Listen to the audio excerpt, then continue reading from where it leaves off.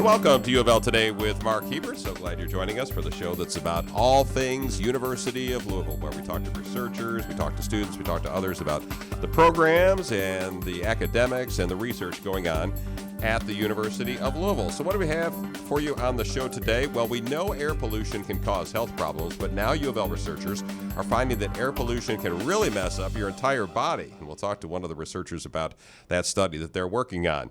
U of L is also working on a drug to combat encephalitis in horses. That's right, horses. So why is that research important for humans? We'll talk about that research as well. But first, you're a parent. Don't you want to know as much as possible about your child?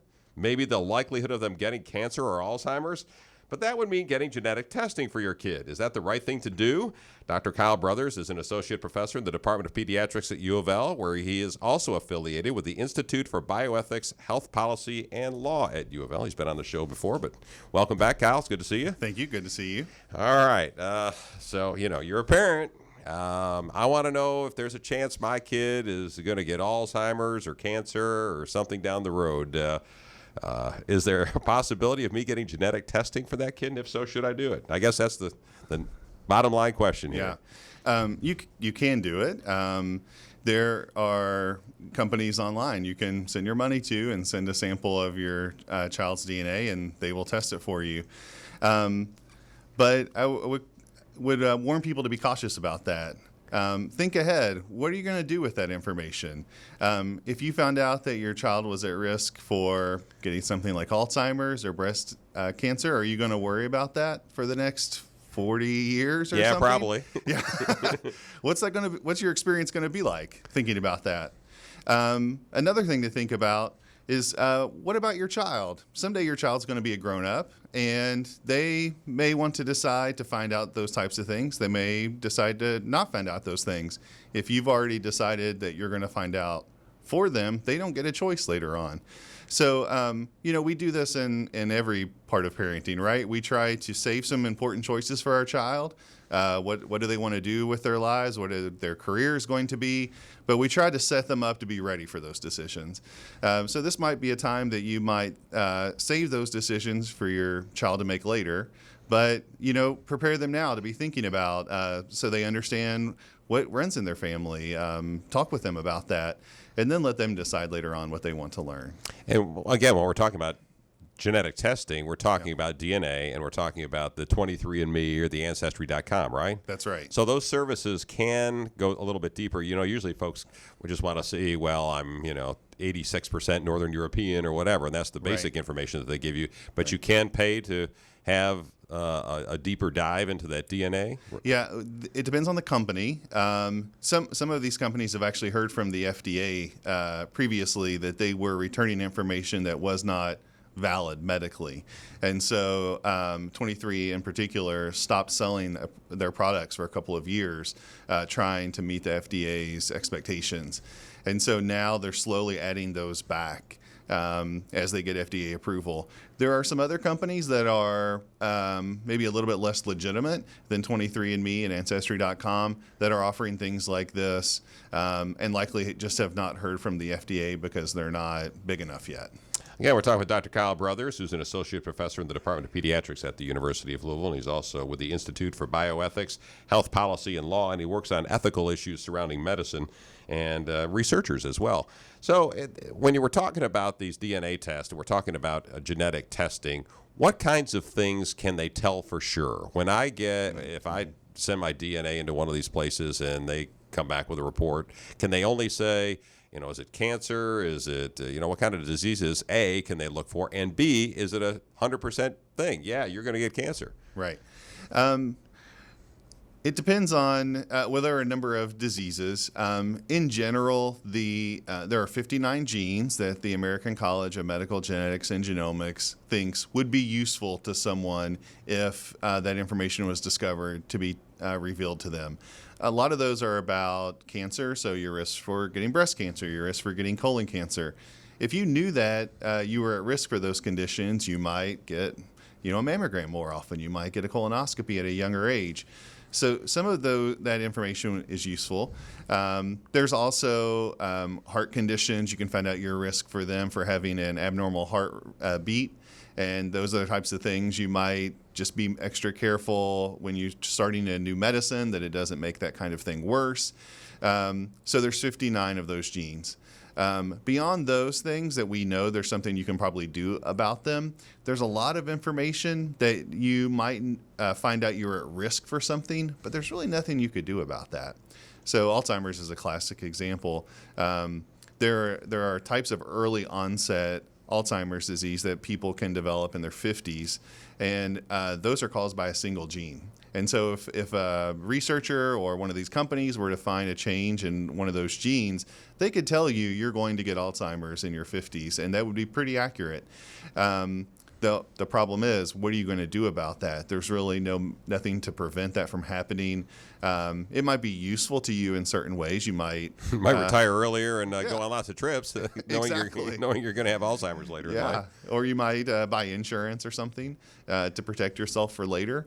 But a lot of that information, there's not really anything you can do about it. And how accurate are those tests? It depends on the condition. So if you have a variant in BRCA1, that's the gene, one of the genes known to lead to breast cancer, by the time you're 80 or 90, you have a 70 to 80% chance of getting breast cancer. So that's a pretty high risk, although it's important to notice that you might not make it to 80, right? So for those people who don't live that long for other reasons, they never will have gotten breast cancer.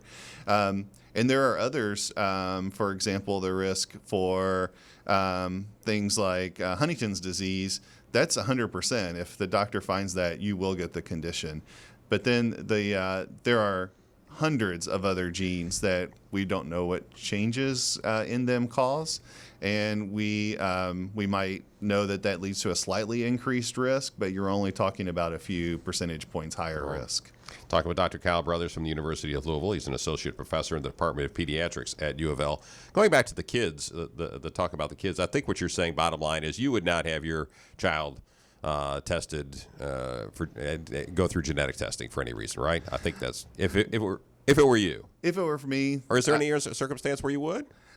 Yeah, if my child were to develop, I have two kids. Okay. If one of them were to develop symptoms that could be a sign of risk for a condition that's genetic, then no question, I would get genetic testing in that circumstance. Another circumstance that you might want to think about doing genetic testing is if you have a strong family history of a genetic condition that develops in childhood.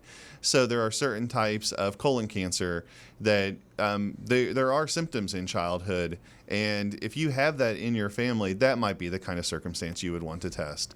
But for things that don't start until adulthood, like breast cancer, other types of colon cancer, you probably want to wait and let your child make those decisions for themselves. How about parents who are thinking about having kids and think that they may be carriers of something, or they may have some genetic defect in them through their family history? Should they have DNA testing? That has a lot to do with your values. So if you just want to know because you think more information is good information, so you want to know, do I need to worry at the time of birth that my child might have cystic fibrosis or something like that, then talk to your doctor. You might be a person who would benefit from having that type of information. But if you think you're going to worry about that, or you know that you wouldn't change anything in the way that you know who you're going to have a child with, what you're going to do with your pregnancy once you get pregnant. If you know those things are not going to change, then this might be a circumstance that the testing would not be so useful to you. You're also working on something with Norton Children's Hospital and the folks there, working on a study, trying to figure out what is causing problems with babies that you can't figure out. So talk about that study that you're working on. So, the neonatal intensive care unit, lots of people call that the NICU. That's where babies who are sick, they're newborns and they're sick, they go there for intensive care. And everyone knows that a lot of those babies are premature, and that's why they're sick. But there are some of them, maybe as many as 10% of them, we actually don't know why they have to go there. They have symptoms that we can't explain. They weren't born prematurely. So why is it that they're sick? And so it turns out we know from other sites, from other places around the country, that at least some of those babies have a genetic problem. And so we're starting now in the next couple of months, we're going to be doing whole genome sequencing in babies in our NICU at Norton Children's Hospital. And for those babies that we can't explain their symptoms, we're going to do that testing and see if we can find an answer that might be useful to the doctors treating them, and it might be useful to their parents. Mm-hmm. And especially later on in life. Now, that goes to a point where you would want to do genetic testing on a child, right? Absolutely. Okay. Yeah. All right. Well, Kyle Brothers, it's always interesting talking to you about this genetic stuff and bioethics and those kinds of things. So I appreciate you being on the show. We all know that air pollution can cause some health problems, but can it also mess up your entire body, your circadian rhythm? Petra Haberzettl is an assistant professor in the Environmental Health Institute and the Environment Institute at U of L and is studying pollution's impact on us. Petra, good to see you. Good to see you, and thanks for giving me the opportunity to talk about my research. Sure. Where are you from originally? Germany. Germany, and you came to Louisville when? In 2007, when my husband decided to get here for his postdoc. So Oh, he said, okay. why not going to Louisville? I Oh, didn't so- know at this time where it is, but So you didn't know where Louisville was it grew on me. You knew it was in the middle of the country, and you knew we had the Yes. Kentucky Derby and Kentucky Fried Chicken, and that's about all you Chicken, do. I know. Yeah. All right. So what do you do? You're a part of the Environment Institute, Yes, correct? I am. Okay. I'm working on a project which involves exposure of animals to air pollution, and then I'm checking whether this affects the circadian rhythm or whether enhances effects of circadian desynchrony.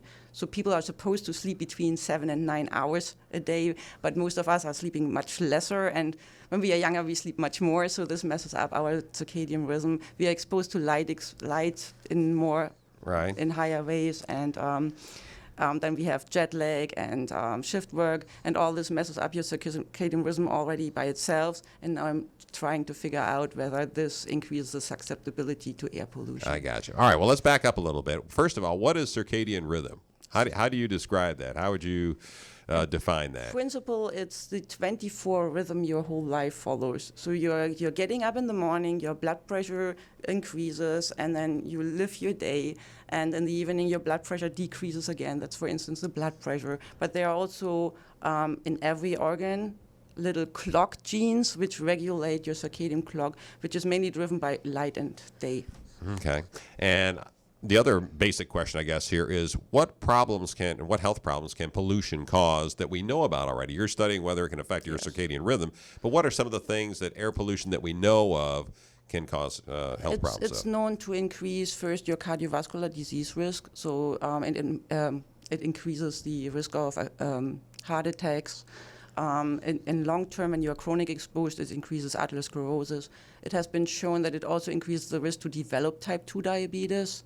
So when you're already obese and then you get exposed to air pollution, you would be more prone to develop type 2 diabetes. So mainly cardiovascular, though, is what we're talking about. Yeah, that's the biggest issue. But recent research really shows also the cardiometabolic effects. All right. And I think others at the Environment Institute that I've had on this program, as a matter of fact, have talked about that in their Yes, study I of believe so. how air pollution impacts that. All right. So what are you doing right now in terms of trying to figure out whether pollution impacts the circadian rhythm? Are you just working with mice? You working, how are you trying to figure out whether it impacts humans in other ways? I just work with mice right now. This is a really controllable part. So That's basic research. Yeah, and I'm switching their circadian rhythm, for instance, and then I'm exposing them additionally to air pollution, so they'd sleep actually more in this case, but it does not really matter. But their circadian rhythms get messed up, and then I'm exposing them in addition to air pollution, and then I'm looking whether they develop insulin resistance by doing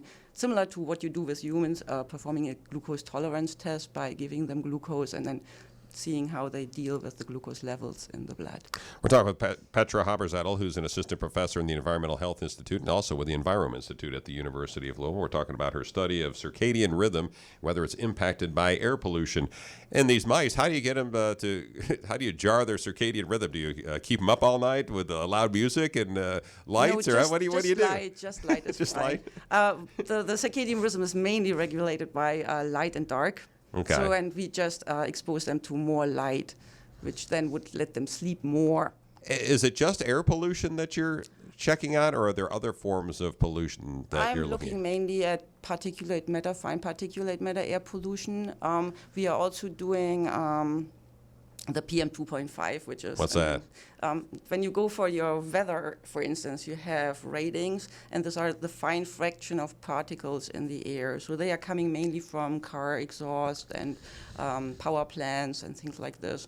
And they are shown that they are the worst particles in principle. They are also coarse particles, which are a bit bigger, and they are coming from farming and construction work. But usually you get rid of them by your nose, so it got cleared before. But these particles can reach the alveolar region of the lung and then affect the cardiovascular system much more. And it has been shown that these are the worst for your cardiovascular health.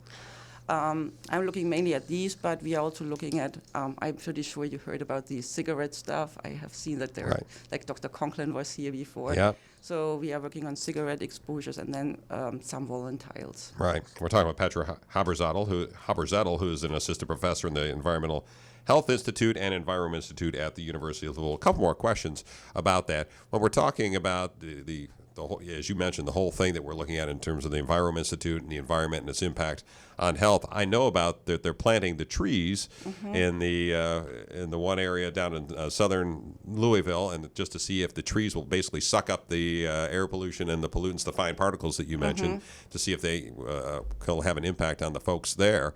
But how are you going to get to the point, if you get past the mice and you figure out, you know what, it may affect the circadian rhythm, how are you going to use humans or to do your studies and figure out if it actually impacts humans, not just mice? Yeah, this will be really complicated. Yeah, I know. That's why I asked. So what you can do is there are sleep labs. So you can put people in sleep labs and give them a certain amount of sleep, really controlled. So that would be one possibility. Well, maybe I should apply for that. Yeah. I need 8 hours of sleep. I never get 8 hours of sleep, so Yeah, you that would be except you're going to want to keep me awake for great, yeah. 10 or 12 hours and mess up my circadian rhythm, aren't you? Yeah. Expose me to pollution. Anything else that you're working on along these same lines that and how it would impact the human health? I mean, we look also on endothelial progenitor cells. These cells have been shown to be beneficial for the cardiovascular health as well. And this is, again, in combination with air pollution. We have early studies of us have shown that these cells are decreasing in even young, healthy adults. And now we are looking why they are decreasing and what's the reason why they become dysfunctional. This is also now moved. In principle, this is the other way around. It moved from the human study to a mouse study now. We saw it affects humans, and now we are looking in mice. Figuring out why. Why and how. It's called Venezuelan equine encephalitis, and a U of L researcher is part of a big grant to figure out how to combat that disease in horses and why humans should care about it. Hoon Chung is an associate professor in microbiology at the University of Louisville, and he's also doing the research on this. Hoon, good to see you. Hi, nice to meet you. Hoon Chung. Yeah, thanks for being on the show here. All right, so you're working on something, you're working on, what's it called? Venezuelan equine encephalitis. Or you can call VEEV, that's for sure. VEE, is that, well, that's shorter, but then nobody would know what the heck we're talking about, right? So what is it? What is Venezuelan equine encephalitis? Yeah, actually, this is a disease caused by Venezuelan equine encephalitis virus. This is a viral disease caused by, this is small viruses. Usually these viruses are circulated among the wild nature, or, among small mammals. However, once you get infected with this virus, you can develop a lot of encephalitis, which means inflammation in the brains, which cause a lot of kind of devastating disease in humans as well. I mean, we call this as an equine encephalitis virus. However, the human is another host or the victims for this virus. All right. Well, I want to ask you about that in a second. But this virus, is it spread by mosquitoes or what is it? It is mosquitoes. Yeah, this is called, transmitted by mosquitoes. We call this arbovirus, arthropodic, viruses. So, mosquito is the main, transmission vectors for this disease. So the main transmission is mosquitoes. And is it just in South America where this is prevalent, or is it here in the United States as well? Yeah, the name after the Venezuelan, as you can see, the South America is the main endemic area. However, there are two very relevant, viruses very close to this virus. That is Eastern equine encephalitis virus, which is endemic in east coast of the U.S., like Florida, New Jersey, Massachusetts. But it's similar. It's not exactly the same, but it's similar. That's very similar, very, very similar to this VEV.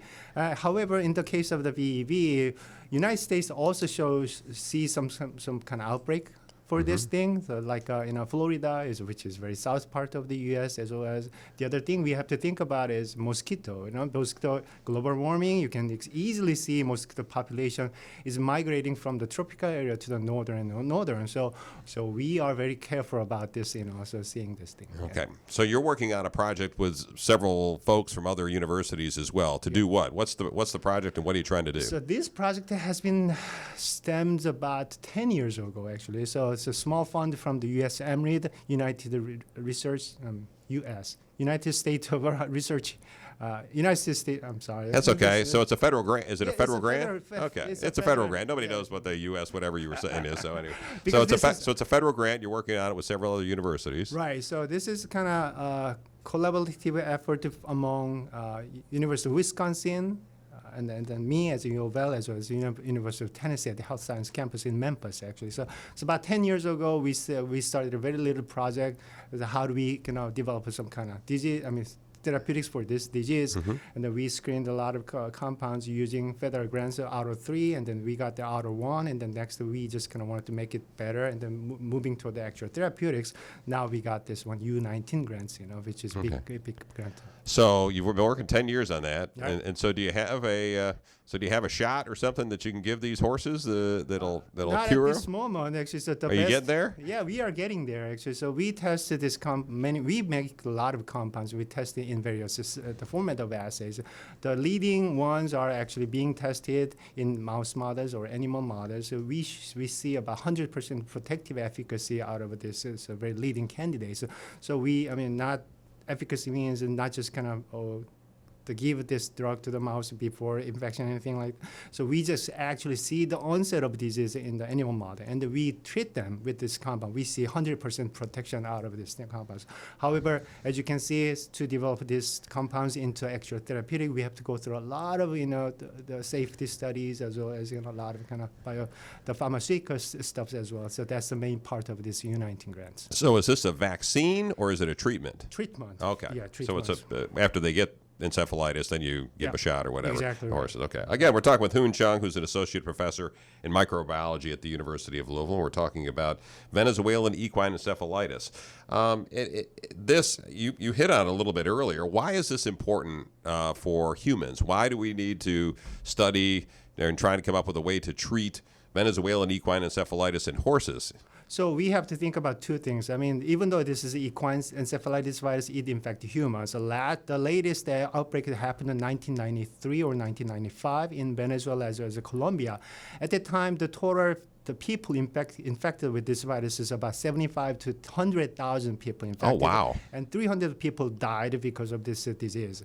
And then Really? Yeah. and No also- idea. Okay, and also very closely relative EEV, Eastern Equine Encephalitis Virus, causes about 6 cases per year. It's very low in terms of instance number, but case fatality is about the 40 to 60%. So every now and then you can just kind of see a lot of reports, EEV causes, the fatal disease in humans kind of thing. So it's a kind of continuous problem.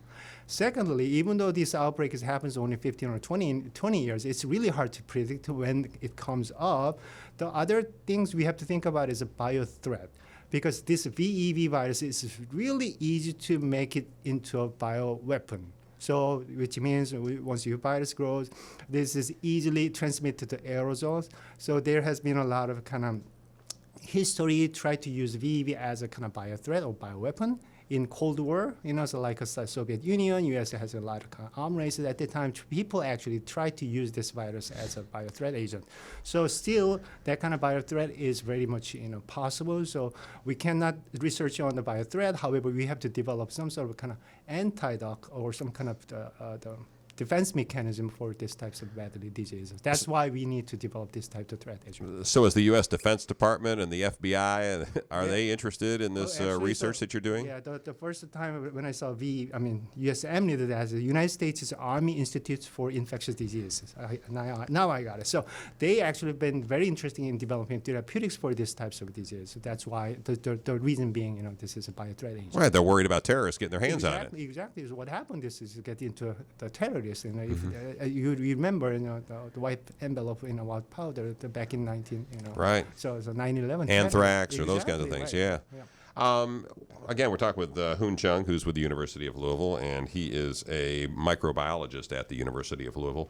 When we're talking about what happens when you get this type of encephalitis in humans, you mentioned a little bit earlier, it affects the brain, but what happens? If I get this disease, what happens to me? So about case fatality rate is only 1%. About 1 out of 100 people died because of this. However, about 13 or 14% of people get to develop a neurological symptom, like neurologic convolution or kind of depression, or like a long-term memory loss, or kind of things. It's very incapacitating disease. So even though the symptom can be mild as like a flu-like a symptom, however, so you imagine an infection in the brain causes a lot of devastating outcomes, neurological sequelae after that. So that's why the virus has been developed for the viral threat agent, as well as a lot of causes.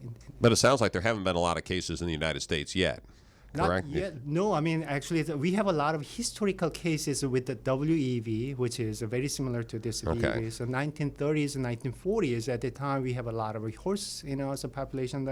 At the time, more than 20,000 cases has been reported in the United States. However, as the horse industry goes down, we don't use the horse much as before. So now we have some much lesser cases in the United States. However, still, it's very important to think about it. I mean, Florida is the biggest actually concern. Right, but you don't have farmers using horses as much as you did back in the 30s and 40s. They weren't exposed to it. So, and again, we're talking about various forms of this encephalitis, not just the Venezuelan, but the other offshoots that are similar, correct? Exactly right. So our compound actually working against those three viruses at the same All of time. them? Yep. Exactly. Okay, so it would, in theory.